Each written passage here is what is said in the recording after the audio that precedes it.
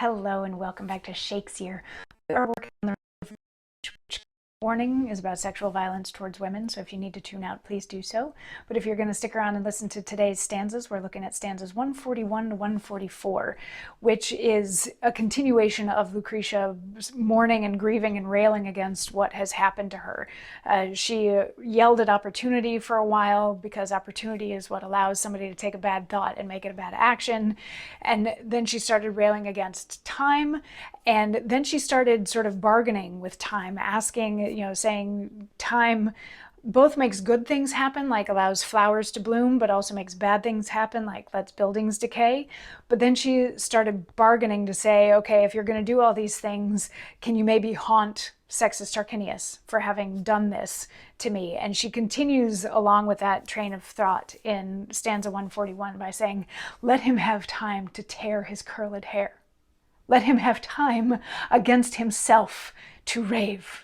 Let him have time of time's help to despair. Let him have time to live a loathed slave. Let him have time a beggar's orts to crave, and time to see one that by alms doth live, disdain to him disdained scraps to give. Let him have time to see his friends, his foes, and merry fools to mock at him resort. Let him have time to mark how slow time goes in time of sorrow, and how swift and short his time of folly and his time of sport. And ever let his unrecalling crime have time to wail the abusing of his time.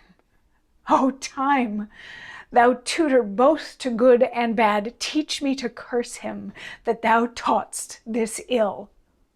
At his own shadow let the thief run mad, himself seek every hour to kill. Such wretched hands, such wretched blood should spill, for who so base would such an office have, man, to so base a slave? The baser is he, coming from a king, to shame his hope with deeds degenerate. The mightier man, the mightier is the thing that makes him honored or begets him hate. For greatest scandal waits on greatest state. The moon being clouded presently is mist, but little stars may hide them when they list. So for most of this, for the first three of these stanzas, she's continuing to ask time to curse him. She's saying, let him rip out his own hair and let him be sad all the time. Let beggars start looking down on him and disdaining to give him their little scraps of food.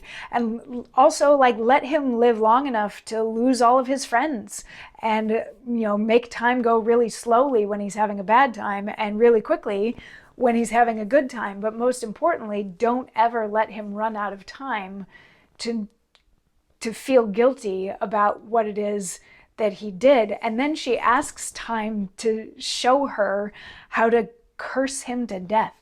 She wants time to get him to kill himself for what it is that he has done, which, take that as you will. I don't know if, I'm not entirely sure if I agree with that. I'm not entirely sure if I disagree with that, but I understand where it's coming from in her case. And then the last of these stanzas, she's saying, his crime is all the worse because he is a king, and the actions of a king just speak louder than everybody else's actions. So that makes it that much worse that he did this thing, that it was somebody so in power and so honored, that he would stoop so low and do something so terrible.